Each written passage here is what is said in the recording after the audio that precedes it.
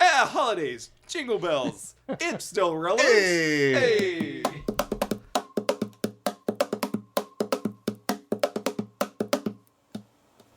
Stubs.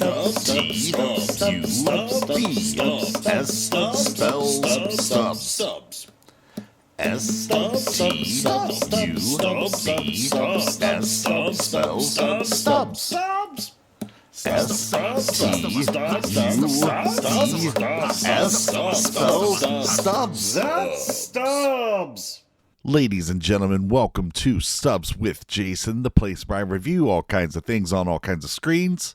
It's that time of year again. You're sick of seeing people, you never want to touch wrapping paper again, and it's too cold to escape outside. So what do? You end up watching a movie with the people that tolerate you in their life. And listen, normally that's not a bad thing, but some of you live with Class A psychopaths in your house. You know who I'm talking about. Talking about the people who start watching Christmas movies the day after Halloween. Like, holy smokes, what a nightmare. So look, if you're a victim of one of these domestic situations, I'm offering you some relief. You may have been able to pull off Die Hard once or twice, but they're on to that now. So you're in need of some fresh material. You need more movies to watch during the holiday season that you can sell as Christmas movies. You gotta feed the beast, but also maintain some sanity. So, put some rum in that nog, get comfy, and brace yourself for 3 glorious episodes where I'm joined by Pessimist Prime and Uncle Megalon, and we discuss our choices for Sleeper Cell Santa flicks. For episode 1, I present to you Catch Me If You Can. I told you guys, pick out a Christmas movie that's not really a Christmas movie. Is Die Hard a Christmas movie? Kind of like something akin to the Die Hard conversation. And I was looking for similar alternatives that you can kind of Trojan horse in on people and be like, this is a Christmas movie, right? And it's however thin or however thick that element is there, the right? The weirdness that there are a lot of movies that happen to focus, that are set during Christmas time, but not focused on Christmas at all. Sure. So I ended up finding an NPR article about this week. Okay. That I wish I had read before we had really discussed or gone into this, but it's okay. It essentially says that there's 3 tiers of Christmas movies. Okay? So, tier 1 is Christmas is so ingrained in this movie that if you remove the Christmas elements out of it, it's no longer a movie that functions. Okay. I can get Christmas Story, Wonderful Life. Yeah. Right. Wonderful Life could just be an average day. I've never seen that movie. I don't think it's... Okay, well, so this was actually something that was brought up in this document. There's a lot of hand motions going on. I know, right it's now. okay. It's fine. I've never seen the movie. I'm assuming it's a very Christmas movie. It is not really a very Christmas movie. It isn't? No, not really. Not really. Christmas is there. Why do people watch there are elements there. What takes place during Christmas? Okay. Yeah. It's basically like a Twilight Zone episode. It's kind of. What happens weird. if I never existed? That's basically it. Okay. That's the story of A Wonderful Life. I would have never guessed that. Yeah. So, tier 2 is where It's a Wonderful Life kind of falls, which is if you remove the Christmas elements out of the movie, it still functions. Home Alone. Home Alone is another example. That's a good example. So, Die Hard probably falls into tier 2, right? Yes. You rip the little Christmas stuff out of it, you still got a movie that's going, right? And then tier 3 is Christmas is merely a set dressing that is in the background and not even really an element of the movie, but it just happens to be there. 2 of ours are probably which like I think this. kind of falls right. Yeah. 2 or maybe 3. Listen, so one of the things that I want to do as we discuss these movies is let's figure out where each of our movies land. Okay, in this kind of like, and then we'll talk about like how we just discuss the movies in general. And that's kind of my goal here, essentially, right? You know what I mean? Yeah. So that's cool. It's not like a ranking, but it's still a ranking in the sense of how does it fit in a holiday structure for Christmas films, which is not really a Christmas movie. The first movie that we're going to talk about is the one that I selected, which was Catch Me If You Can. directed by Steven Spielberg. Spielberg. Oh, that's right.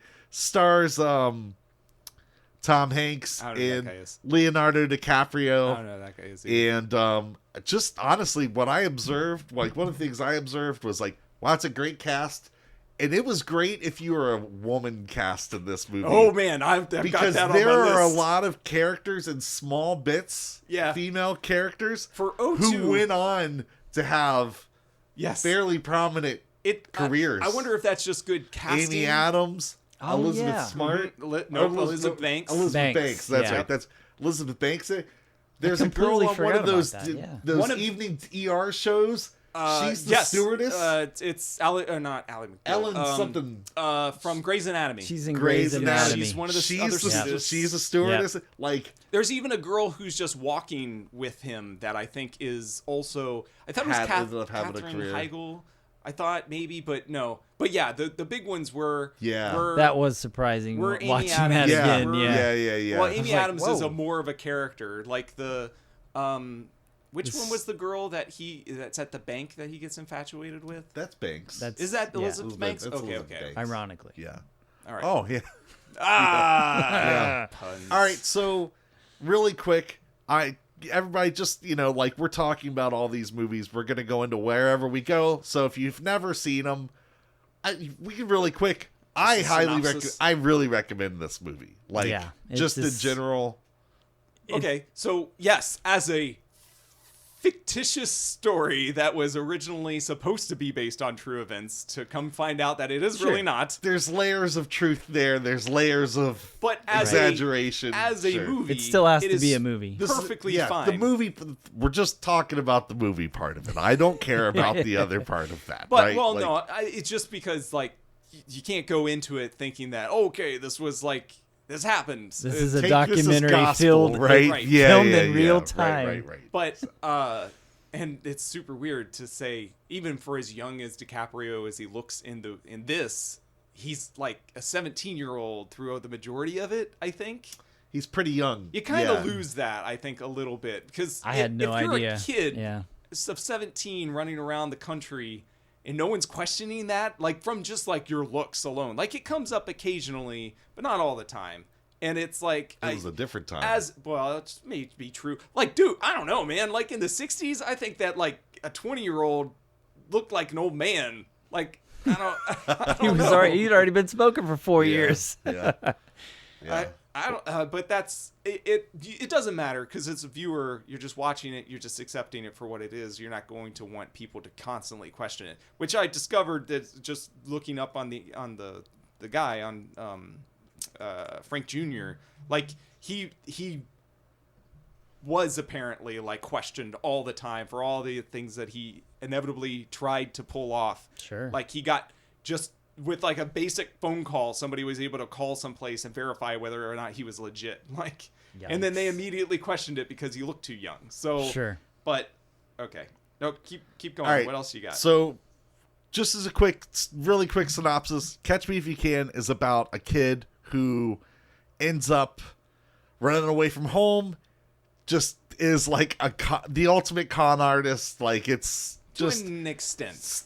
Again, he's constantly working through check fraud. He's doing false identifications. He's working the system. This is all just a very loose interpretation of it, and it's pretty much a cat and mouse game between the FBI pursuing him, and that's the basic gist of the movie. There's obviously a lot more layers to it, but go ahead. You go ahead, buddy. Well, yeah, you were asking how we felt about it. I love it. I think it's one of his last big ones. After his big run with Schindler's List, Jurassic Park.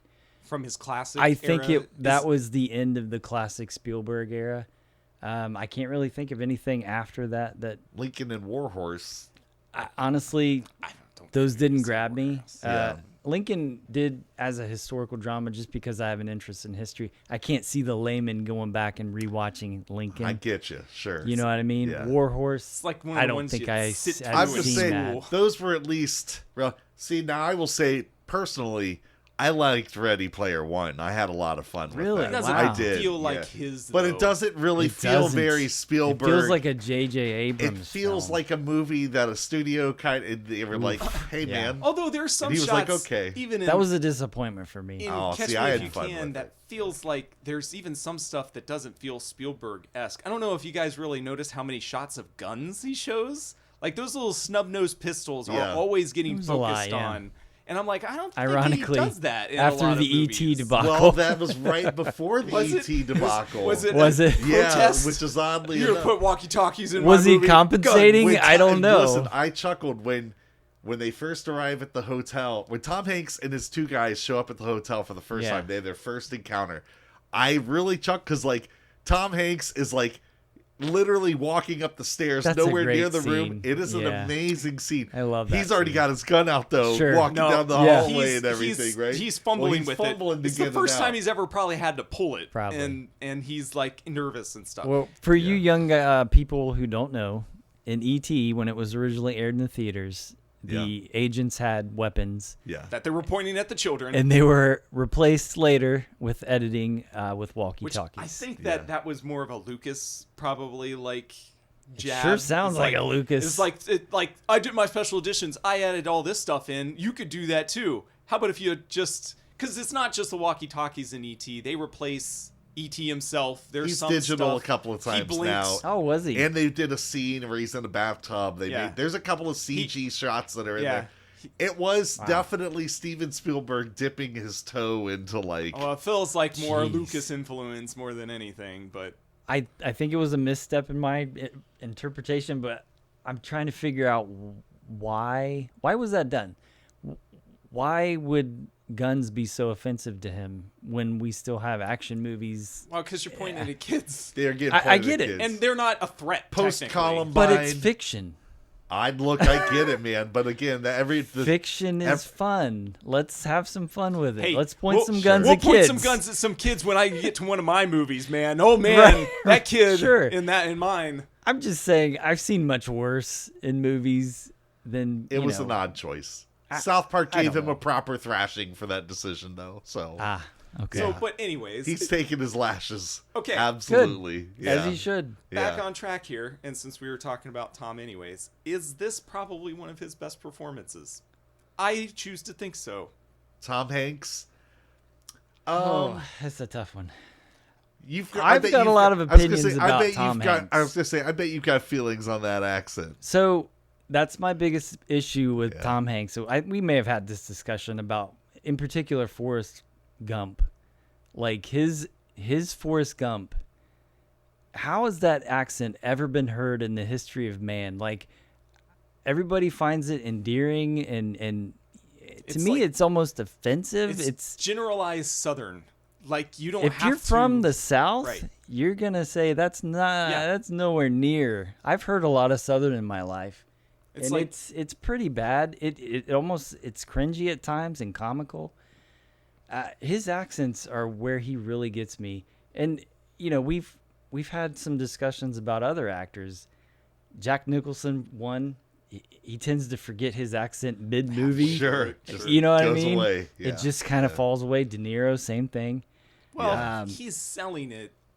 It may not be a great portrayal, but I guess if you believe it, or if you're not totally annoyed by it, maybe I'm a weirdo who. Well, I mean, it there stands are some out like a people sore that, thumb. that if, especially from the area that it may be coming from. I remember listening to something where Don Cheadle talked about Ocean's 11, and he does the English accent in that, and he's like, when he did press over in England for that movie, he got ribbed like crazy. They Couldn't go down hate the that. street. They or street hate that without, like, fake British. Yeah, talking. Yeah. Man, they It's like, really take it especially offense. yeah, especially if it's an American doing it. Like if it's a English speaking person doing an American accent, Right. they never say anything. It's Yeah, like who right. cares?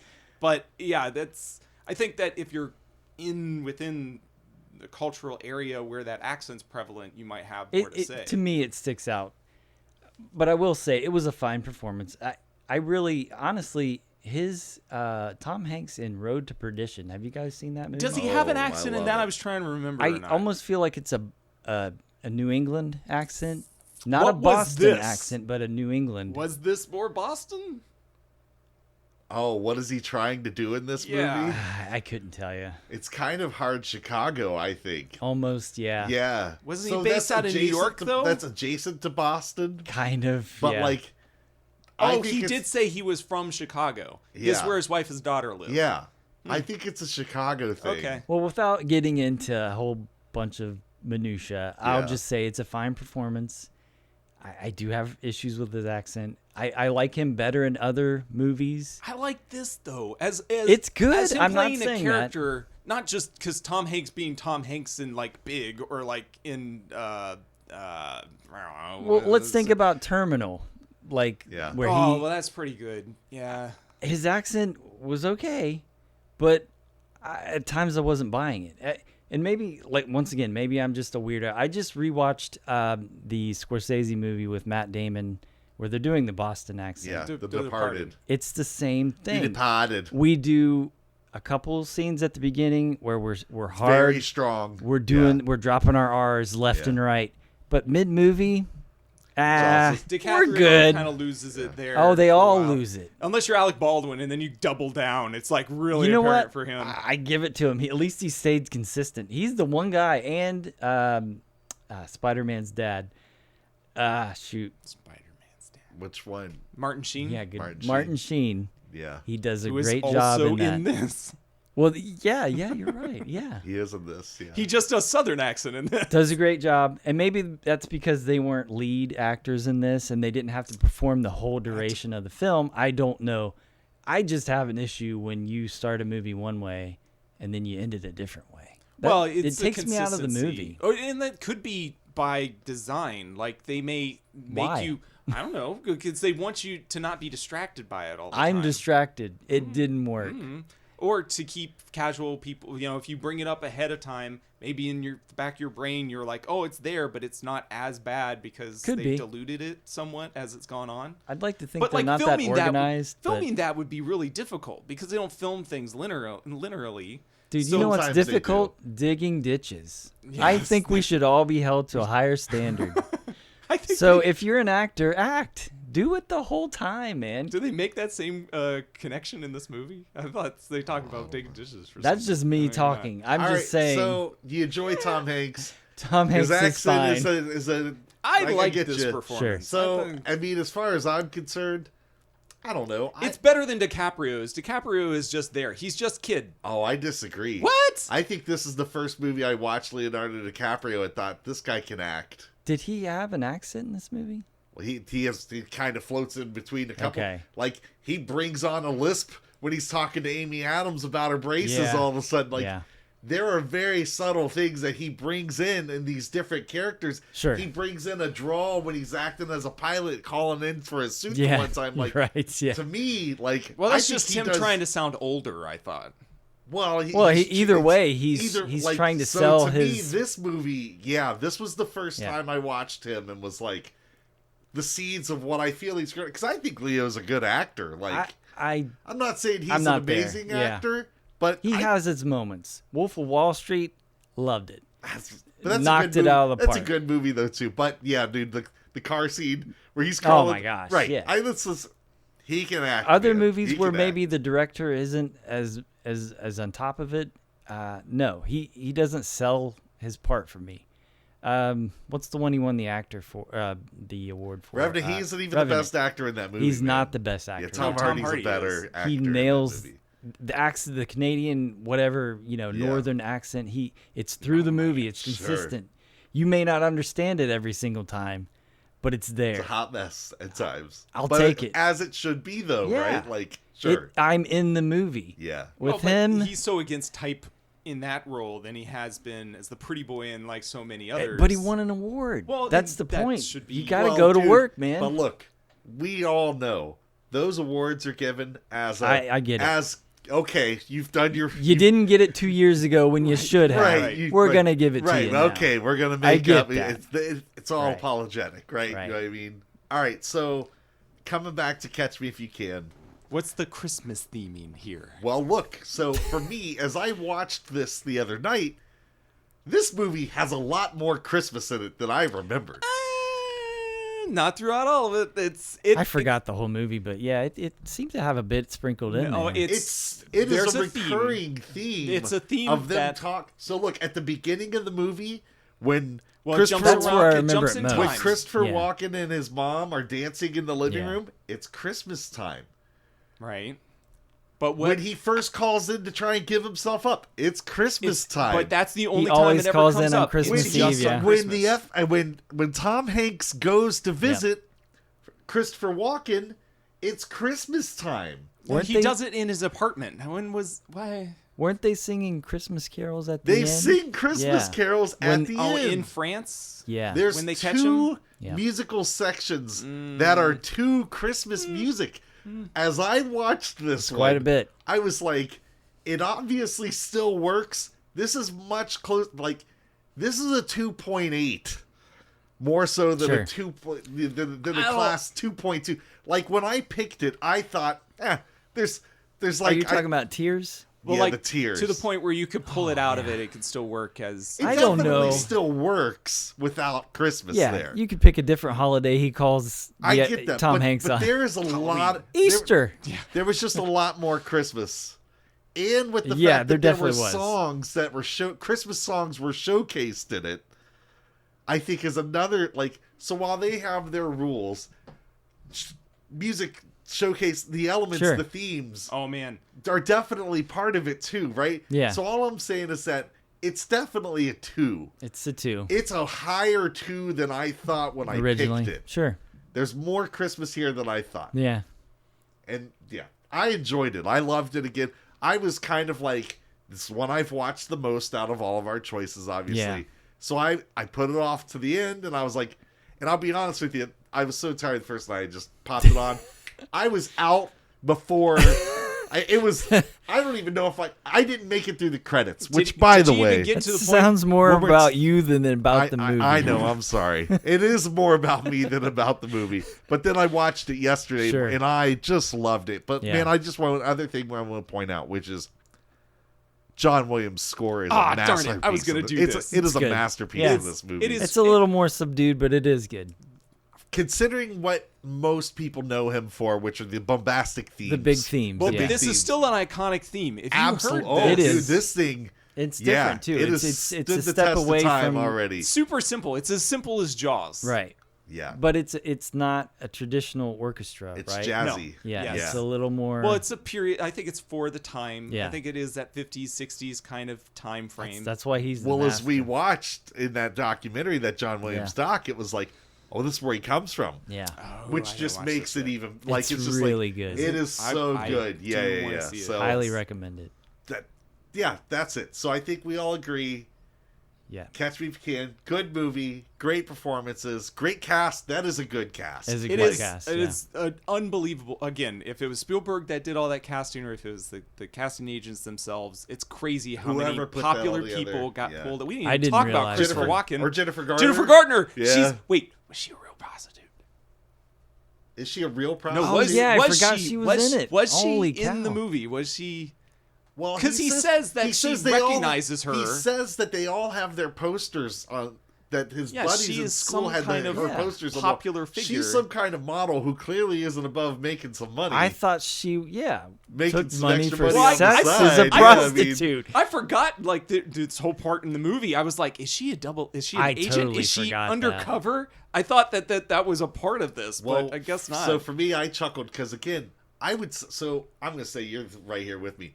She's always Alias in my mind. Sure. Yeah. Okay, so that's where you're now. Obviously, she went. Well, she hasn't done much else. She's done other things. She's had a couple of other movies with success, right? But Alias is the thing that when you see her, that's where that's the first thing I think of as Alias. So, okay, well, I want to say real quick. Go ahead. Yeah. When I rewatched this movie, it struck me how sad Frank's dad's story was. We talked about this. Absolutely. There's I don't a bunch think of I remember. subtext that's going on in the background that like, what did he do? Do we know what he did? Who? What did he do against the IRS that they came after him? It was the taxes. So he wasn't paying on taxes for the store that he owns? All we know is that he said he made a mistake for the taxes that he filed with that. And again, And it's kind of complicated because you see his dad's a bit of a complicated guy. So and we don't really know. Well, he's opinionated. He's got he's standoffish for what he thinks about the government and stuff. Well, Frank learns from his dad. Well, sure. Exactly. He almost chuckles at his bad behavior. His dad encourages it. He is up literally to a point. Well, he's sticking it to the man. He that's tells what he him wants. that's exactly right. But no, there is a lot of rough even the weight of kid, just go in that room and write a name on the line. Yeah. It's not the end of the world. Right. It's a kid being told, go pick your parent you're going to live with, right? It's a very heavy movie. Yes. That particular scene too was it Oh, triggered some memories for me. Well, sure. I mean, and I forgot how melancholy that whole sub story was for me, and I was like, "Wow, this is." To see the decline of his dad's circumstance in life in the background, and Walken nailed it, man. The mom just starting over. Sure. And the heartbreak just like it was nothing. where he's got the house sister there, oh my god, and he's like, "Carl, get me out of here! I gotta get out of here." Well, I'd forgotten all for all of you guys who haven't watched it though.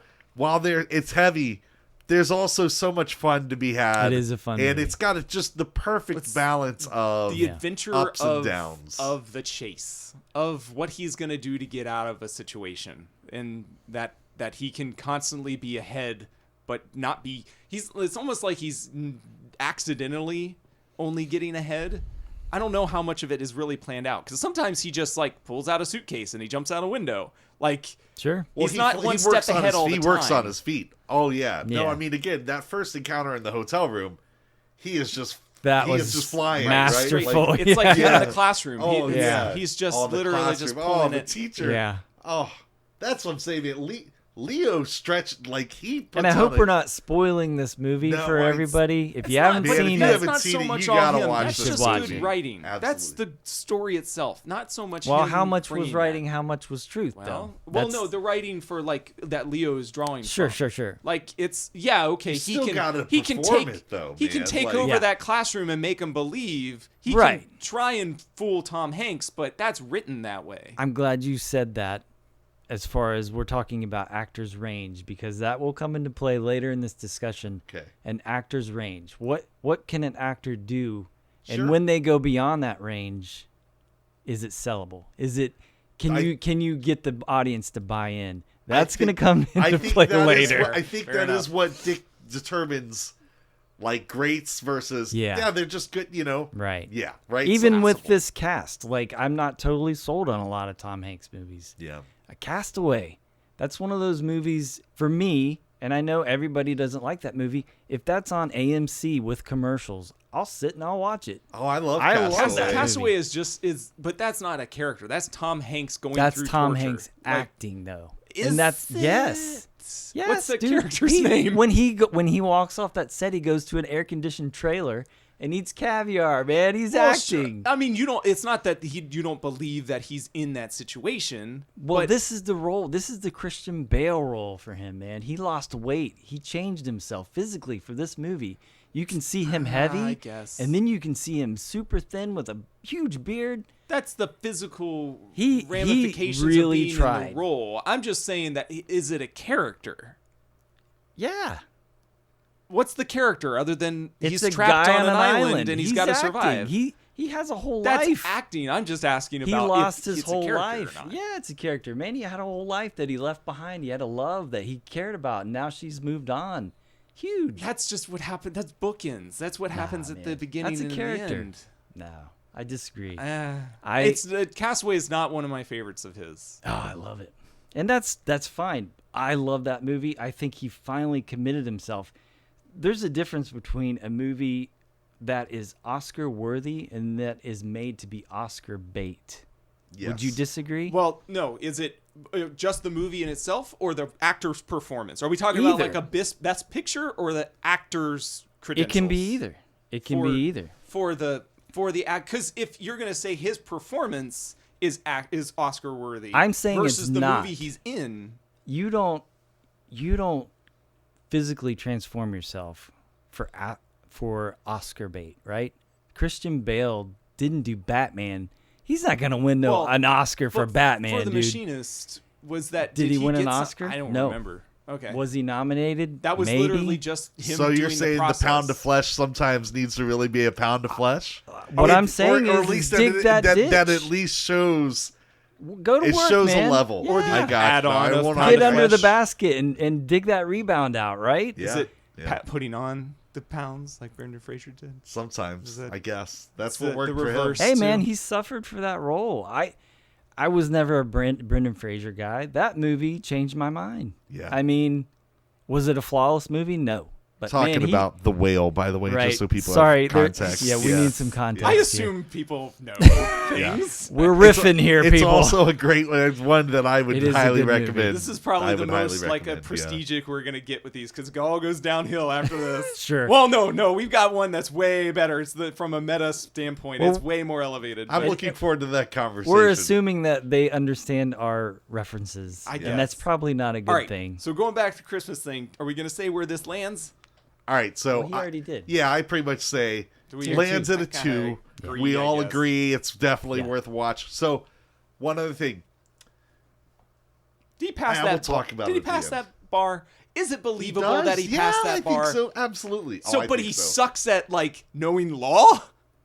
No, we create the whole point of that is just. I mean, look, we'll be the first thing. Like you can cram for exams, man, and cram for tests, But and- not Yeah, be there's- actually knowledgeable. Yeah, In absolutely. the actual, Like, Heck yeah. that's fair, I guess. like to me, you could it's just I study love the that. answers. and How'd study you do the it? questions. How'd you do it? Like I took certifications. I just- couldn't tell you any Right. of the answers on the Him just test. keeping coming back to that at the end. Sure, Like, how yeah. did you pass that exam? So Yeah. it's not the fact that he That was, was a able good to do moment. it and he Yeah. actually knew anything about law. It's just that he was so convincing that it didn't matter. Well, no, he passed. He's Well, no, I studied. know. Dude, I just- that guy is clearly smart. Yeah. Like that guy has a huge To aptitude. think on your feet. Yeah, That first yeah. scene we were talking about in the hotel room. Yeah. You've got to have some Well, intelligence it's street to pass that smarts test. versus Well, book he's a- smarts. What's that the guy- difference?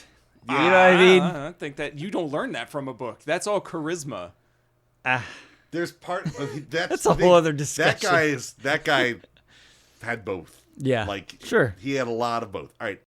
Amy Adams is in her mid-20s when she made that movie. Man. Wow. Think about how young she looked with those braces on. Yeah. When he meets her, she's 17. Yeah. Like she looks very it was young. one of the like I was like I know normally we bang on older actors Sure. being cast as high schoolers. Sure.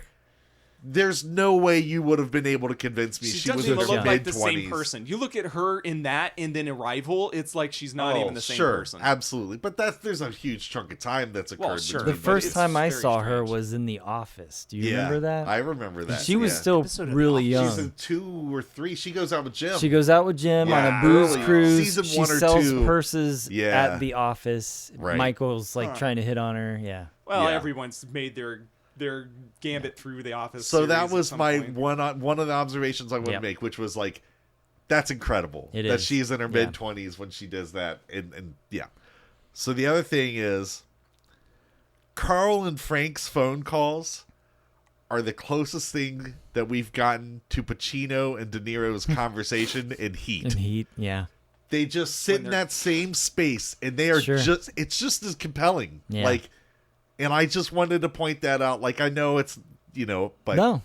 it is like you get that same sense of Yeah. like I'm rooting for both of these people at the same time, and it's wild to watch that dynamic in play there. So you're talking about the characters themselves and not the actors? Both. I think Okay. it's like on both levels. Right. Like I think they execute it just as well. No, it's good. When Leo is there and you can tell, and when Tom Hanks is like, "You're calling me because you don't have anybody Right. else." That's a good and he moment. slams the phone That's and he a just good starts moment. laughing and he's like, "I love my job." That's a good It's moment. awesome, right? Yeah. Like it's Yeah. so, and I know it's a combination of good, right? But those scenes are like peak acting, Sure. writing, and filmmaking. Well, it's way harder. all coming together Yeah. for just these little moments that can elevate a film, and Yeah. that's all those. And I just wanted Well, to it's point two that out with really those. strong leads that have that are opposing dynamics in it. Yeah. Just like Heat, it's But the difference is that De Niro and Pacino are working off each other in those moments. Face to face. They were Sure. probably, if they were in the same room, I'd be surprised. But for you to still buy that with cutaways. Yeah, I wonder. I'd be interested. Like, are they even the proper takes together? Like, because they're just filming, right? Like, is that just a beautiful edit that we just don't even know? Were they off screen talking in a microphone? Like, all kinds of things, right? But again, I just wanted to highlight, like, it's a great moment in a great movie. I agree. If you're talking about those two specific moments, which would you pick? For me, I will lead with Heat. De Niro is so deadpan in that movie, and in that moment, I kind of was left wanting more from him. I get it, that's his character, but this is huge for movie nerds. You got two titans coming together, and he's stuck kind of playing, father and son. a deadpan, hardened criminal. But I'd have to give it up to Hanks and. So you think De Niro? I think DiCaprio, that the way they played off each other was a better scene for me. Okay, that's cool. Even though I love Heat, we know we love Heat. You don't think that the screen presence alone with them just together adds? Man, like I said, you got to get in that. You got to dig that ditch, bro. You got to act. I want more. I want to see it. Gonna get more with the sequel that is going to happen. What? Adam Driver. Yes. Yes. Michael Mann's gonna happen. Yep. Mm-hmm. Yeah. You just killed my soul. You said you wanted more. I just told you. I don't want that. That's what this is more. That. Heat 2. Peace. The heatening. I'm sure that just peaked, but anyway. Yes. Heatier. I can't wait till I cut out. All right, that's where we're going to wrap up this installment of Sleeper Cell Santa Flicks. What do you think? Think you can get away with that one? I don't know. You have any other oddball Christmas time movie traditions? Let me know. As always, you can find me and contact me by searching Stubbs with Jason on all the socials, or by dropping me a line via email at stubbswithjason@gmail.com. Until we meet again.